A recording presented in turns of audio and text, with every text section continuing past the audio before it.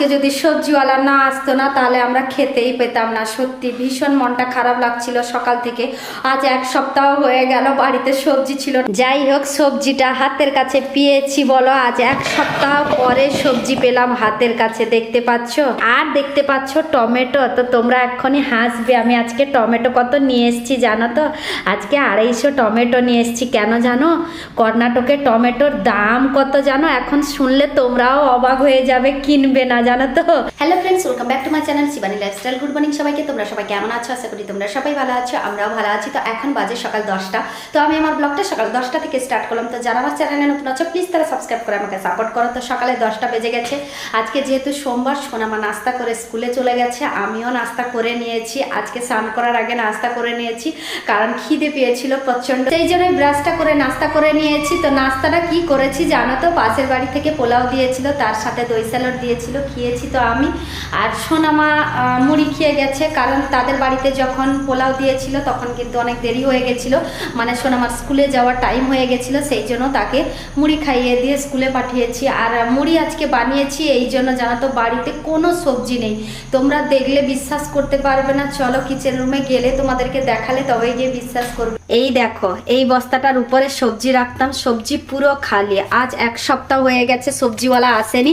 শুধু এইটুকুনি শশা ছিল, সোনামাকে মুড়ি মাখিয়ে দিয়েছিলাম অল্প দিয়ে, আর বাকি অল্প রেখেছিলাম আমি মুড়ি খাবো বলে। আর এটাতে দেখতে পাচ্ছ কাঁচা লঙ্কা। তো পাশের বাড়ির দিদি ভাই দিয়েছিল, তাদের মাঠে হয়েছিল কাঁচা লঙ্কা বলে, সেই জন্য দিয়েছিল। আর এপাশে দেখতে পাচ্ছ তো, এটা কিন্তু কারি পাতা। এ কভারের মধ্যে কারি পাতা আছে, আর এটাতে মাত্র ডিম আছে। তোমাদেরকে দেখালে তোমরা বিশ্বাস করবে। এই দেখো, আর 2 পিস মাত্র ডিম আছে, আর নেই। কালকে ডিমের আমলেট বানিয়েছিলাম আর ডাল বানিয়েছিলাম, হয়ে গেছিল।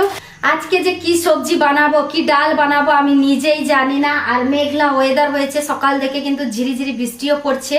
তো ভাবছি বাজারে যাব, কি রান্না করব, কিছুই তো নেই বাড়িতে। তোমাদেরকে তো দেখালাম, পাশের বাড়িতে পোলাও দিয়েছিল, অল্প খেয়েছি, আর অল্প আছে অবশ্য, অনেক দিয়েছিল বলে সেই জন্যই একটু বেশি হয়ে গেছে। এই দেখো, এটাতে দই স্যালাড দিয়েছিল, আর এই পাশে দেখো পোলাও দিয়েছিল। তো খেয়েছি আমি, সোনামাটা আমার মুড়ি খেয়ে গেছে জানো তো। তো যাই হোক, আর একটুক্ষণ অপেক্ষা করব। যদি সবজিওয়ালা আজকে আসে তো তাহলে সবজি কিনবো, যদি না আসে তাহলে আমি বাজারে যাব। আর আজকে ওয়েদারটা দেখেছো তো, সব সময় এই রকম, মানে বলতে গেলে আজ 15 দিন মতো হয়ে গেল রোদ দেখতে পাইনি, শুধু এই রকমই মেঘলা ওয়েদার। আর এখানে যে বেগুন গাছগুলো লাগিয়েছিলাম কিন্তু অনেক সুন্দর হয়েছে বেগুন গাছগুলো। পরশুদিন লাগিয়েছিলাম, আজ 2 দিন হয়েছে। এই দেখো বেগুন গাছগুলো, দেখেছো তো? আর এপাশে লেবু গাছটা কত বড় হয়ে গেছে দেখেছো। আর ওপাশে কিন্তু কুমড়ো গাছ আছে। তো কুমড়ো শাকগুলো হয়ে গেছে, কিন্তু বাড়িতে কোনো সবজি নেই, তো সেই জন্য কি কুমড়ো শাকের ডাঁটা দিয়ে চচ্চড়ি খেতে পারছি না। দেখি আজকে সবজিওয়ালা আসে তো আমি চচ্চড়ি বানিয়ে খাবো। তো ফাইনালি সবজিওয়ালা চলে এসছে, ওই দোকানের সামনে দাঁড়িয়ে আছে, চা খাচ্ছে। তো আমি ডাকলাম, বললো চা খেয়ে আমি যাচ্ছি। তো যাই হোক, যদি সবজিওয়ালা না আসতো না তাহলে আমরা খেতেই পেতাম না। সত্যি ভীষণ মনটা খারাপ লাগছিল সকাল থেকে। আজ এক সপ্তাহ হয়ে গেল বাড়িতে সবজি ছিল না। অল্প অল্প অল্প অল্প সবজি যা ছিল টুকটাক করে রান্না করে খেয়েছিলাম জানো তো। তো আজকে যদি না আসতো সবজিওয়ালা তাহলে খেতেই পেতাম না। সত্যি কথা বলতে কি, আজ 2 দিন ধরে ডাল খেয়েছি। এমনি ডাল খেতে আমাকে ভালো লাগে না জানো তো, তা সত্ত্বেও আমি ডাল বানিয়ে খেয়েছি জানো তো।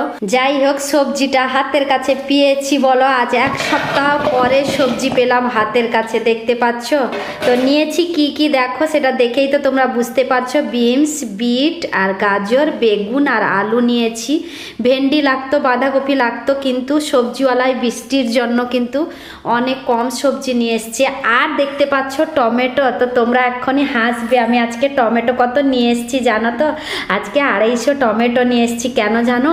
কর্ণাটকে টমেটোর দাম কত জানো? এখন শুনলে তোমরাও অবাক হয়ে যাবে, কিনবে না জানো তো। কর্ণাটকে এখানে টমেটোর দাম মাত্র 100 টাকা। তোমরা ভাবতে পারছো, 100 টাকা টমেটো, বাবা! তার মধ্যে 250 টমেটো কিনেছি, মানে এবার বুঝতে পেরেছো তো?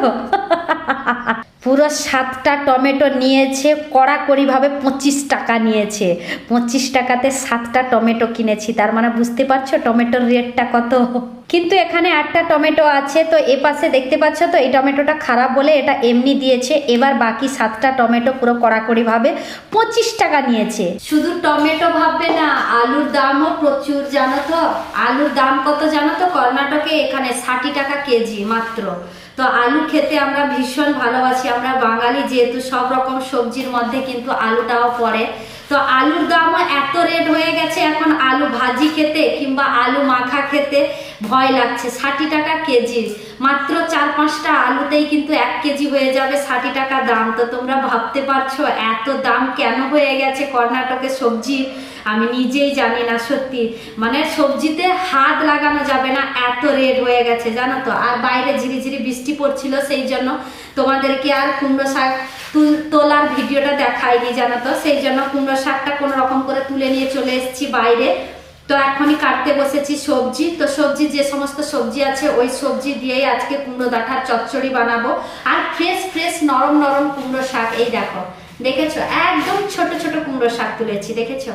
ওই গাছটাতে একটাই গাছ কিন্তু ওখানে উঠেছিল, অনেকবার খাওয়া হয়ে গেল। কুমড়ো তো খাওয়া হয়নি, কিন্তু খাওয়া হচ্ছে কুমড়ো শাকের ডাঁটা, সত্যি অনেকবার খাওয়া হয়ে গেল। ও যখন বাড়িতে ছিল প্রায় বলতে গেলে 2-3 বার কন্টিনিউ হয়েছিল, মানে ও চচ্চড়ি খেতে এত ভালোবাসে, কন্টিনিউ পরপর 3 দিন চচ্চড়ি বানিয়ে ওকে দিয়েছিলাম, তাও কুমড়ো শাকের ডাঁটা দিয়ে চচ্চড়ি বানিয়েছিলাম। তো ও খেয়েছিল, অনেক খুশি হয়ে খেয়েছিল জানো তো। ওকে খুবই মিস করছি, আজকে যে চচ্চড়িটা বানাচ্ছি খুবই মিস করছি। জানি না আবার কবে ও বাড়িতে আসবে, ওকে কবে আবার বানিয়ে খাওয়াবো, ভীষণ মিস করছি ওকে। কিন্তু হয়ে গেল বলতে গেলে আজ কিন্তু 16 দিন হয়ে গেল ও বাড়ি ছেড়ে গেছে কাজের কাছে, আবার যে কবে আসবে সত্যি আমি নিজেই জানি না। একবার অনেক মন খারাপ হয় ওর জন্য, তো ভীষণ মিস করি ওকে জানো তো। ওকে ছেড়ে এতদিন আমি থাকিনি, আজ 10 বছর হয়ে গেল ওর সঙ্গেই থেকেছি। কিন্তু সিচুয়েশন একবার আসে তো সময়ের সাথে সাথে সত্যি ওটাকে মেনে নিয়ে যে চলাটা না ভীষণ কষ্ট লাগে জানো তো। তো যাই হোক, কষ্ট তো লাগবে, আর খাটতেও ওকে যেতে হবে, না হলে আমরা খাবো কি করে তোমরাই বলো, কি খাবো কাজে না গেলে।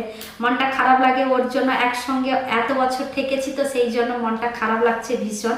আর তোমাদের সঙ্গে শেয়ার করতে পেরে মনটা কিন্তু ভীষণ হালকাও হয় আমার জানো তো। না হলে সব সময় আমি বাড়িতে একা, সোনামা স্কুলে চলে গেলে পুরো সারা দিনটাই আমি একা থাকি। সারাদিনে বাড়ির কাজে আর তোমাদের সঙ্গে গল্প করতে করতে টাইমটা যে কখন কেটে যায় নিজেই বুঝতে পারি না। যখন ব্লগটা শেষ করি তখনই কিন্তু ভীষণ একা একা মতো লাগে, শুধু তোমাদের সঙ্গে কথা বলি গল্প করি বলেই মানে একা একা মতো লাগে না জানো তো। ঝটপট করে সবজিটা কেটে নেই, আজকে একটাই তরকারি বানাবো, সেটা হলো কুমড়ো শাকের চচ্চড়ি।